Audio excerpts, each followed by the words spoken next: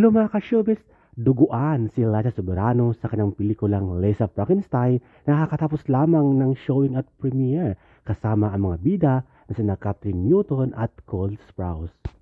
Trending nga ito sa usapan si Liza Soberano sa pag-portray bilang step-sister ni Kathryn Newton at ito nga mayroon tayong picture dito, slideshow kung saan duguan ang mukha ni Liza Soberano at mayroon silang bloody scene kasama si Kathryn Newton at Cole Sprouse. Again, congratulations Liza Soberano.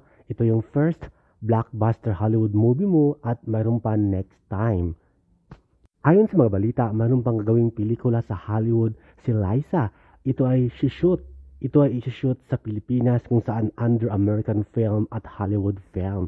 Ayan po, talaga namang super excited ang lahat.